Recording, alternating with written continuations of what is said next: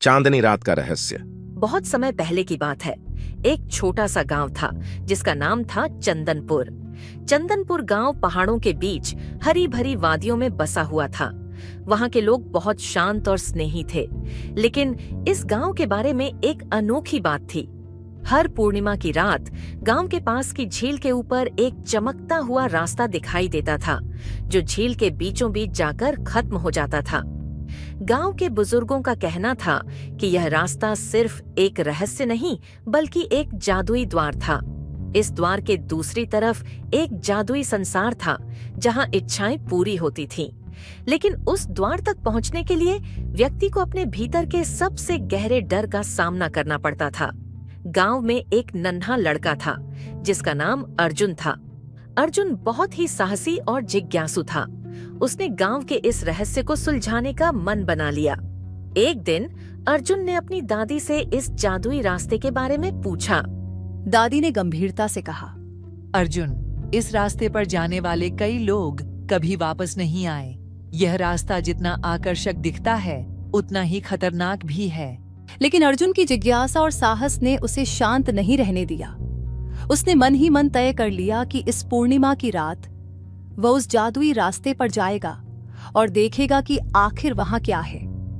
रात होते ही जब चांद अपनी पूरी रोशनी बिखेर रहा था, अर्जुन चुपचाप अपने घर से निकला। वह धीरे धीरे झील की ओर बढ़ने लगा। जब वह झील के पास पहुंचा तो उसने देखा कि झील के ऊपर सचमुच एक चमकता हुआ रास्ता बन चुका था। अर्जुन ने बिना किसी हिचकिचाहट के उस रास्ते पर कदम रखा। जैसे ही उसने पहला कदम रखा, उसे एक ठंडी हवा का झोंका महसूस हुआ, लेकिन उसका साहस उसे आगे बढ़ाता रहा। कुछ दूर चलने के बाद अर्जुन ने देखा कि रास्ते के किनारे एक विशालकाय पेड़ खड़ा था। उस पेड़ के नीचे एक बूढ़ा आदमी बैठा था। बूढ़े आदमी ने अर्जुन को देखा और कहा, बेटा, आगे जाने से पहले तुम्हें अपने सबसे बड़े डर का सामना करना होगा। सोच लो, क्या तुम इसके लिए तैयार हो? अर्जुन ने बिना झिझके जवाब दिया, मैं तैयार हूँ। बूढ़े आदमी ने मुस्कुराते हुए कहा, अच्छा, तो सुनो, ये रास्ता तुम्हें तुम्हारी सबसे बड़ी चुनौती से मिलवाएगा। अगर तुम उसे पार कर गए तो तुम्हें वह मिलेगा जिसकी तुम्हें सच में तलाश है। अर्जुन ने सिर हिलाया और आगे बढ़ गया। थोड़ी दूर चलते ही अचानक चारों ओर घना कोहरा छा गया। अर्जुन को कुछ भी दिखाई देना बंद हो गया। तभी उसने एक अजीब सी आवाज सुनी। आवाज ऐसी थी जैसे कोई उसके कान के पास फुसफुसा रहा हो। अर्जुन के दिल की धड़कनें तेज हो गईं। उसने हिम्मत जुटाकर पूछा, कौन है वहां? कोहरे से एक परछाई निकलकर सामने आई। यह परछाई अर्जुन की ही थी, लेकिन बहुत ही भयानक रूप में। यह परछाई अर्जुन के सबसे बड़े डर का प्रतीक थी। परछाई ने कहा, अर्जुन, तुम मुझसे बच नहीं सकते, तुम मुझसे हार जाओगे। अर्जुन को उसने एक पल के लिए अपनी आंखें बंद की और गहरी सांस ली। फिर उसने साहस जुटाकर कहा, मैं तुमसे नहीं डरता, तुम सिर्फ एक भ्रम हो। मेरे पास तुमसे लड़ने का साहस है। अर्जुन की ये बातें कहते ही परछाई धीरे धीरे गायब होने लगी। कुछ ही पलों में कोहरा भी छट गया और अर्जुन ने कोने के देखा कि वह अब उस जादुई द्वार के सामने खड़ा था। अर्जुन ने द्वार के पास जाकर देखा तो उसे वहां एक सुंदर बाग दिखाई दिया।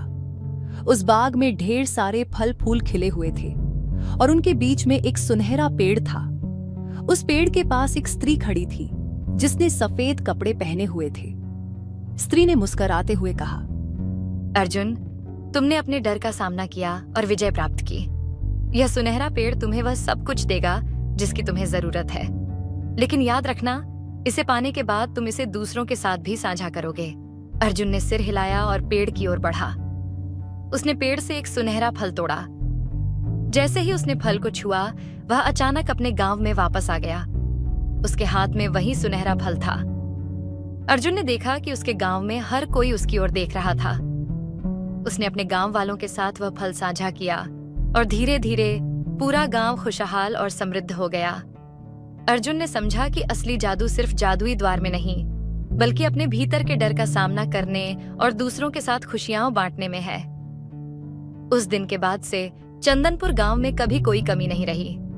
अर्जुन ने अपने साहस और प्रेम से सभी के दिलों में एक नई रोशनी जगा दी थी।